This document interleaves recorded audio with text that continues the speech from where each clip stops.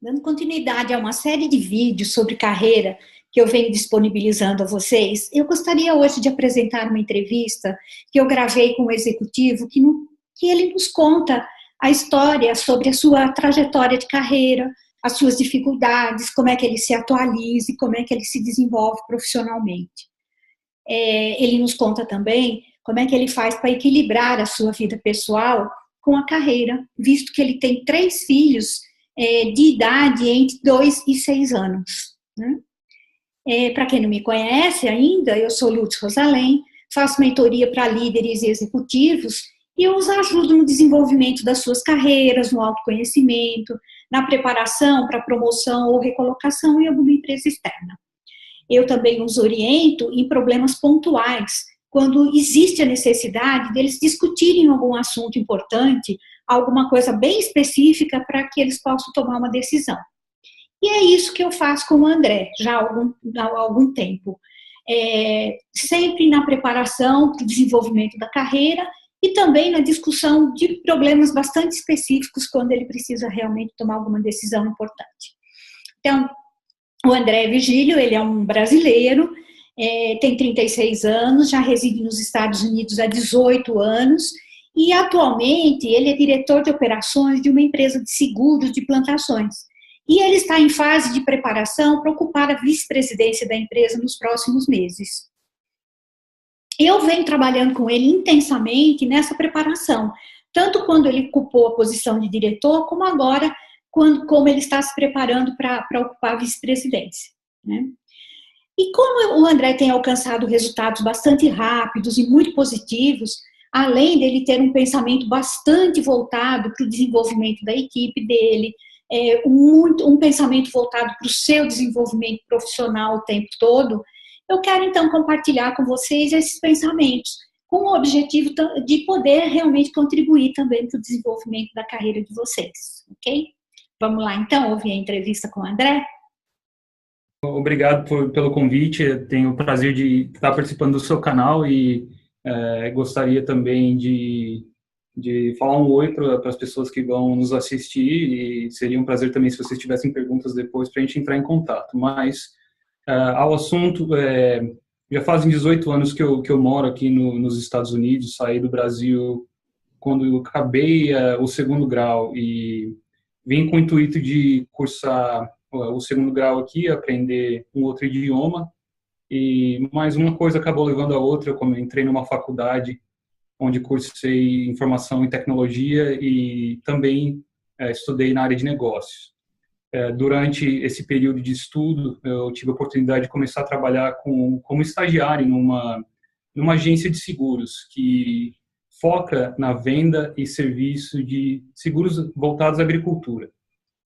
Então, foi onde que desenvolvi minha carreira. Isso já fazem 15 anos que eu trabalho na indústria de seguros voltada à agricultura, onde eu tenho experienciado uma evolução de aprendizado, logicamente, mas também uma evolução de diferentes cargos. Eu comecei especificamente na área de informação e tecnologia, trabalhando no desenvolvimento de aplicativos como calculadoras e análises para policies de seguro.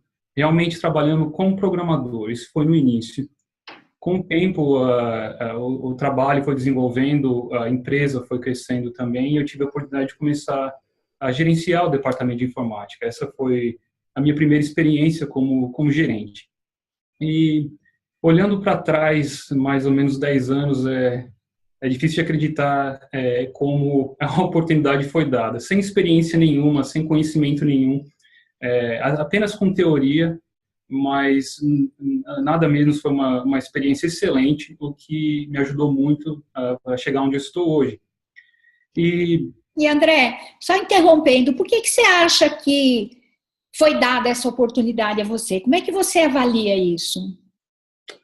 Bom, acho que teve uma combinação de fatores, mas eu acho que, primeiro, com o crescimento da empresa, eles tinham uma filosofia de promover de dentro. Então, começando por aí, acho que a empresa valorizava as pessoas que tinham conhecimento da empresa e começou por aí. Mas, acima de tudo, também, eu considero que os executivos daquela empresa para a qual eu trabalhava procuravam uma pessoa que conseguisse dominar não só o lado técnico, mas sim o lado de negócios também. Então, eles estavam procurando por um gerente que tinha um conhecimento dos dois lados, técnico e de negócio, como eu disse, mas também, acima de tudo, saber comunicar em todos os níveis, saber se comunicar claramente com o quadro de empregados que trabalham no lado técnico, e assim como os executivos, e assim como as vendas, marketing, processamento de dados.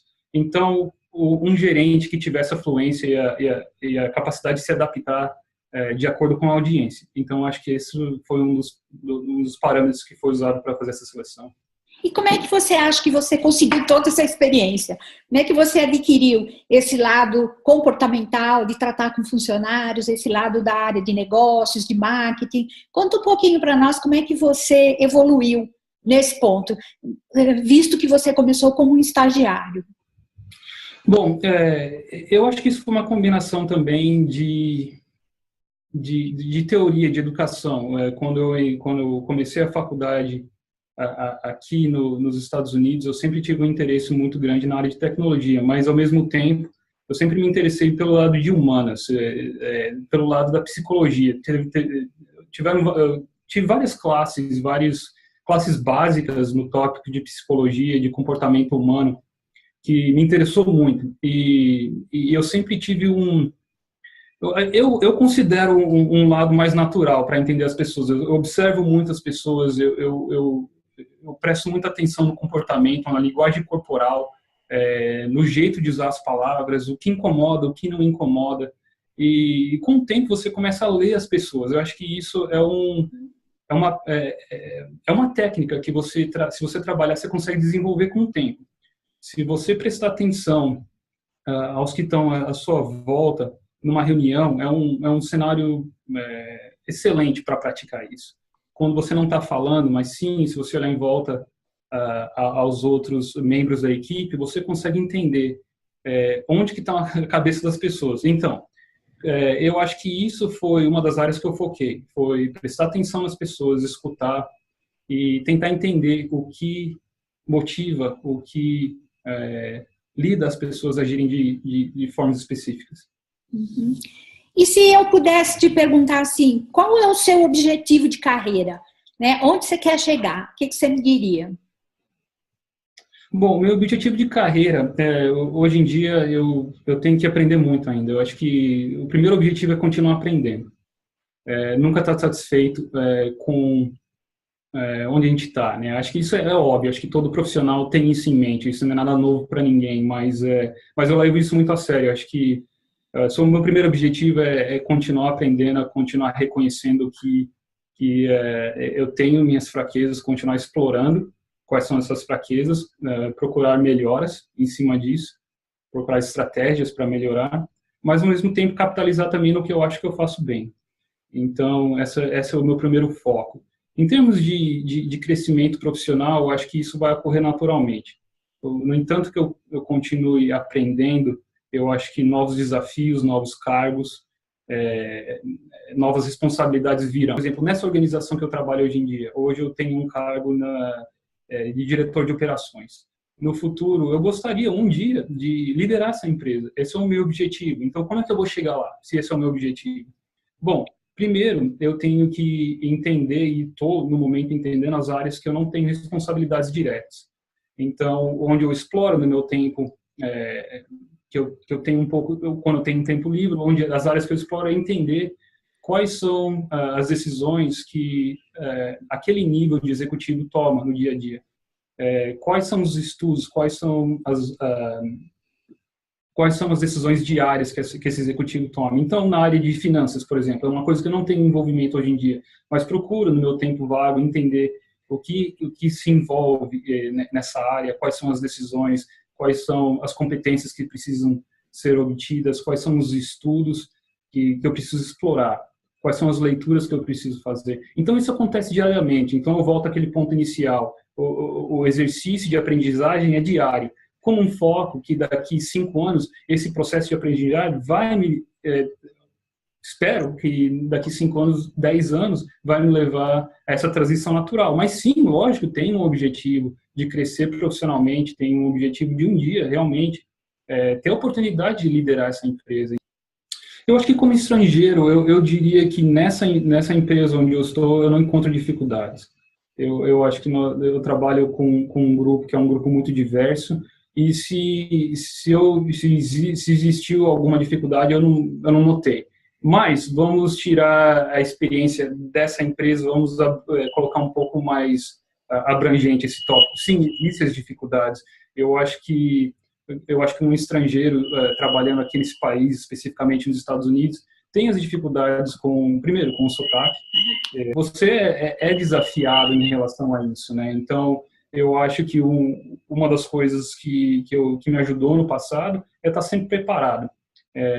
Estar sempre mais preparado que todos na sala de reuniões. Então, você faz o seu estudo, você coloca em pauta o que precisa ser discutido, você já tem algumas respostas, algumas soluções, eu diria, não respostas, mas soluções em mente para ser discutidas e elaboradas.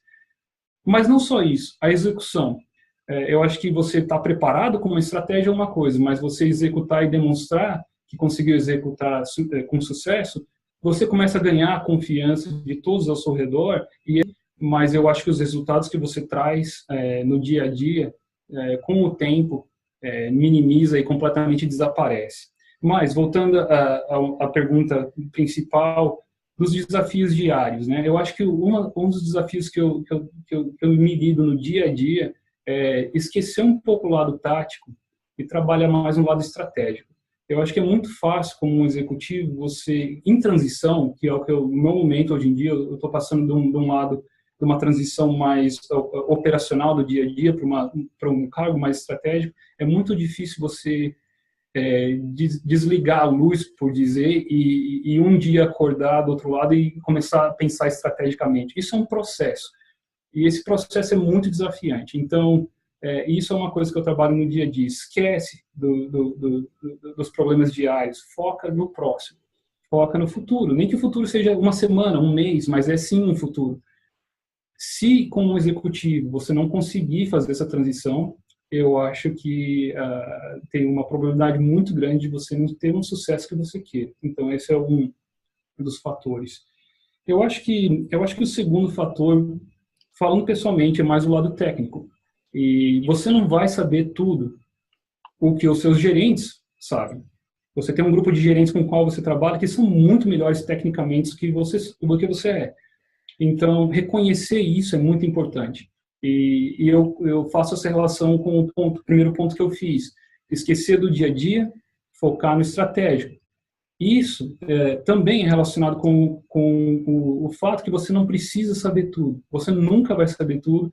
E isso, para mim, foi um desafio também. Não estou querendo dizer que eu saiba tudo, mas o que eu estou querendo dizer é que você tem que começar a confiar mais nos seus gerentes. Você não precisa ter vergonha de admitir que não saiba tudo. E você tem que ser bem transparente também. Você precisa ser educado pelos que te circulam, para você tomar as melhores decisões possíveis. Então, eu definiria esses 2 pontos.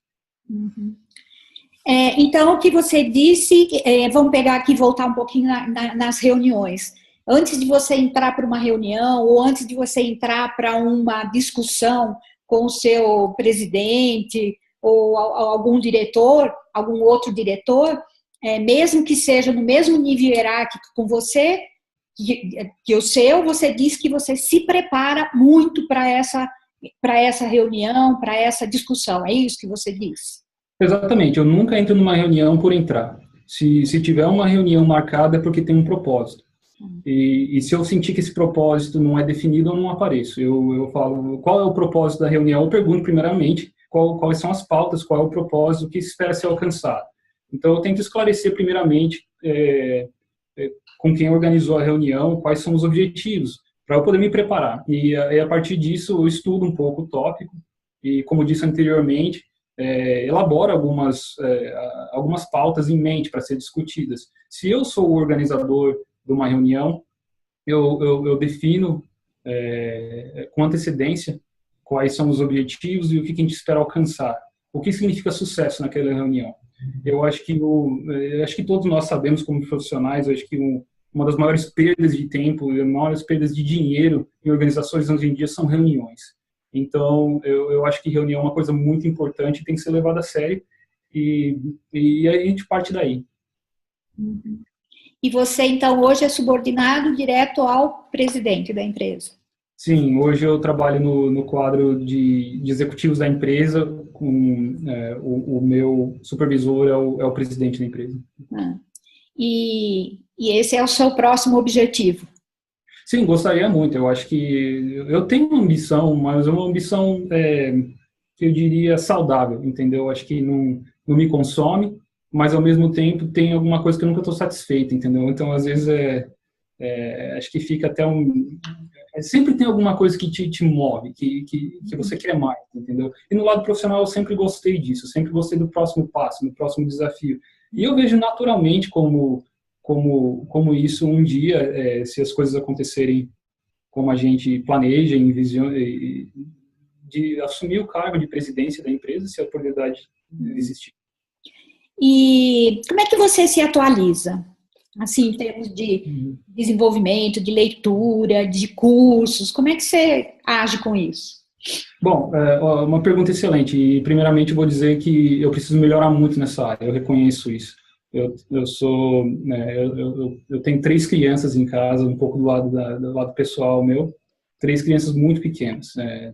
A Sofia vai fazer 6 anos agora, tem a Isabela com 5 e o Marcos que vai fazer 2. Então, são todos muito pequenos. Isso não é uma desculpa, mas sim uma realidade. Como um profissional, você se dedica tanto aqui na empresa, mas se dedica mais ainda em casa. O que sobra muito tempo, muito pouco tempo, eu diria, para se dedicar à leitura. Mas voltando à pergunta, como é que eu me atualizo? Então, por falta de tempo, que não é uma desculpa, pessoal, entenda isso. Eu foco em artigos curtos e práticos. Então, eu procuro em vários sites de internet, que são sites excelentes, com uma reputação excelente, como a Harvard Business Review, um dos sites que eu vou muito, que tem assinatura também, que são artigos curtos, de 10, 15 páginas, que são extremamente práticos para executivos na área de negócios, na área de tecnologia. Então, eu prefiro me dedicar a minha educação e meu aprendizado a esses artigos curtos. Em resumo, eu tenho uma assinatura de uma revista na qual eu consumo e artigos variados na área de negócios, de liderança, no qual eu leio 1 ou 2 por dia. Então, em uma semana, você é exposto a 20, 30 artigos de pontos variados. E eu acho que também uma outra área, que não é uma área que pode ser que muitos não considerem como um aprendizagem teórico, mas sim a autocrítica. Então, eu volto a um dos pontos que eu fiz no começo da nossa conversa hoje, que é você continuar aprendendo no dia a dia. Então, o que eu quero dizer com isso? Eu acho que um dos aprendizados maiores, na minha opinião, hoje em dia, é a experiência. Mas a experiência só te ensina quando você está desperto às suas próprias áreas que precisam ser melhoradas. Então, o autocriticismo, a autocrítica eu acho que é muito importante. Então, entendeu? Quando você sabe onde são os seus pontos fracos, você começa a desenvolver o seu próprio aprendizagem no dia a dia, baseado em experiências. Se eu te perguntar assim, qual é o maior erro que você cometeu ou que você acha, por tudo que você observa na sua empresa, qual é o maior erro que um executivo comete? Eu acho que o maior erro que um executivo comete é não admitir os erros, entendeu? Eu acho que uma vez que, acho que principalmente executivos quando chegam a um certo nível, eles consideram o reconhecimento de erros como uma fraqueza. E eu considero completamente o oposto. Eu acho que no final das contas, o presidente, o executivo, o líder de uma empresa vai tomar a decisão final, mas a decisão não precisa ser dele ou dela. A decisão tem que ser avaliada com um grupo de funcionários que são capacitados para ajudar a tomar essa decisão. Então, eu acho que o erro principal é o ego, entendeu? As pessoas que não reconhecem que não saibam tudo, que cometem erros e assim lideram a empresa de uma maneira unilateral e acabam cometendo erros simples às vezes. Esse é acho que o segundo é tomar decisões baseadas em emoções. Eu acho que eu vejo isso no dia a dia. Eu acho que a emoção tem que ser a inteligência emocional, eu diria, não a emoção, mas sim a inteligência emocional é uma arte a ser estudada também, a ser praticada e a ser conquistada. Porque quando nós tomamos uma decisão, se não usamos fatos, se não usamos análises, e sim usamos a emoção, eu acho que com o tempo você começa a perceber as fraquezas desse estilo. Então, eu consideraria número 2. Uhum. Muito bem. E se eu te perguntasse assim, qual o seu pior momento na carreira profissional? Você tem lembrança de alguma coisa? Essa é a primeira coisa que me vem à mente, em termos de erro. Mas o que eu gostaria de expandir um pouco na sua pergunta também eu consideraria uma área de melhora que não se preocupar tanto com as consequências das suas decisões. Isso é uma coisa que pode limitar os profissionais e seu crescimento. O que eu quero dizer com isso não é necessariamente um erro, que eu sei que você perguntou, mas é sim um pouco expandindo a sua pergunta. O que significa? Hoje em dia, eu tenho que melhorar muito, eu considero isso. Quando uma decisão é tomada, esquece daquela decisão e parte para a próxima. Eu tenho uma tendência muito grande, e vejo outros profissionais também terem uma tendência a ficarem pensando muito sobre a decisão que foi tomada. Não importa mais, a decisão já foi tomada. Eu acho que isso pode limitar a sua capacidade de pensar nos próximos passos, de pensar nas próximas decisões com clareza e também se preocupar com coisas que você não tem controle. Então, eu acho que isso é uma coisa importante a ser considerada também. Eu considero profissionais que chegam aos próximos níveis, como uma presidência, como um executivo líder, eles têm a capacidade muito grande de não se preocupar, ou não se preocupar tanto quanto eu estou tentando explicar. E eu acho isso uma coisa muito boa, que, em fato, o meu presidente, o meu chefe aqui, eu admiro isso muito nele. Ele tem a capacidade de tomar decisões difíceis, que podem ter uma consequência tão positiva quanto negativa, mas ele vai para a próxima com a mesma confiança como a da anterior. Uhum. Muito bem. Aí você comentou que você tem 3 filhos, né? Isso.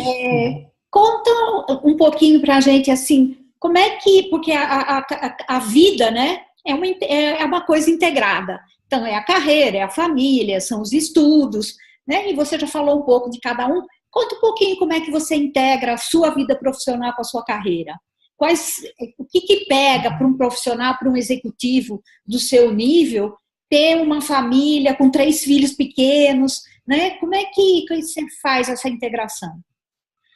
Sim, é um desafio grande, mas eu vou começar com um clichê nosso, né, que todos nós acreditamos que a família tem prioridade sobre o nosso lado profissional. Acho que todos nós gostamos de acreditar nisso, mas acreditar somente não é o suficiente, né? Então, como princípio meu, eu gosto de acreditar que a minha família tem precedência sobre o meu lado profissional. Mas o que eu faço para isso se tornar realidade? Então, algumas coisas que eu pratico no dia a dia para realmente colocar a família antes do meu trabalho são os seguintes.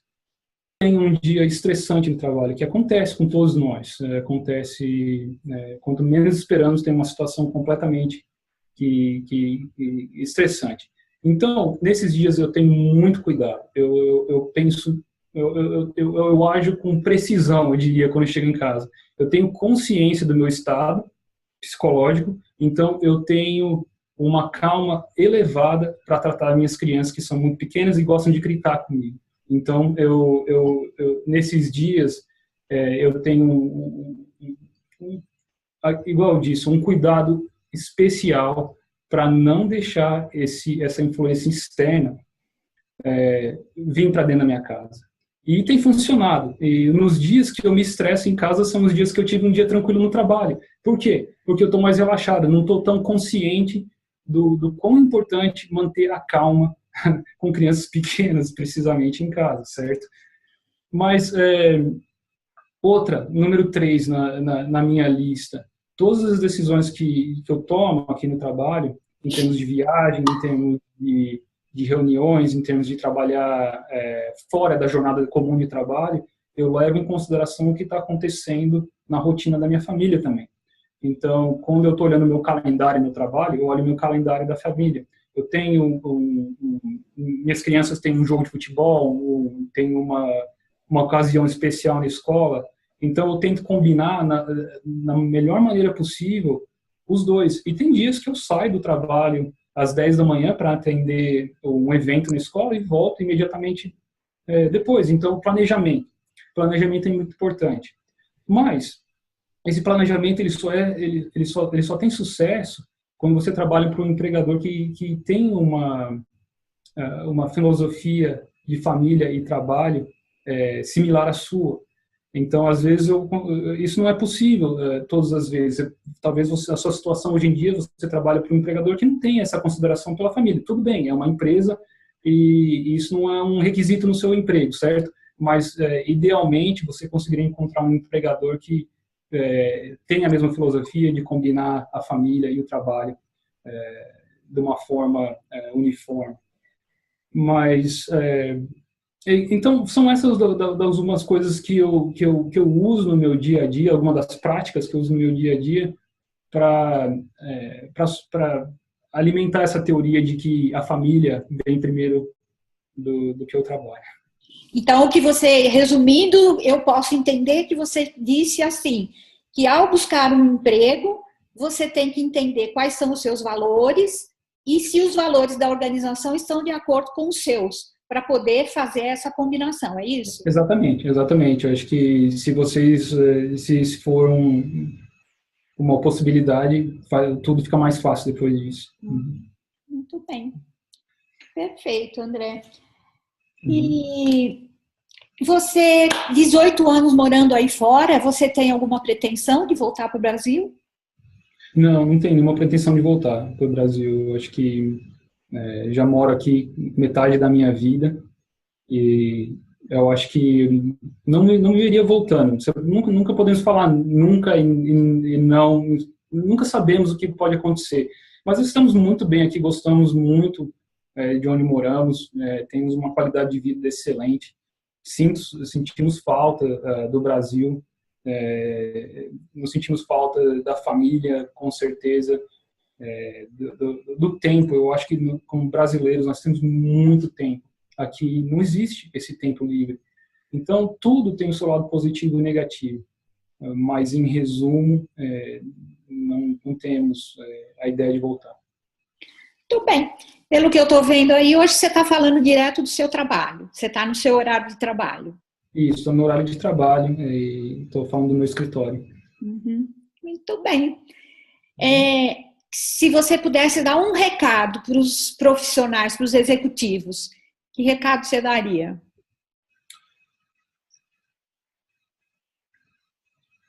Bom, o meu recado seria: invista nos seus grupos, invista nas pessoas, invista nos seus colaboradores. Nunca se esqueça que você chegou onde você está hoje em dia por causa das pessoas que estão ao seu redor. Uhum. Muito bem, André. Te agradeço imensamente essa nossa conversa, né? E espero que a gente tenha outras oportunidades para discutir algum ponto bastante específico do seu trabalho e das questões de um executivo de um modo geral. Tá ok? Tá ok, muito obrigado. Obrigada, viu? Tchau. Tchau.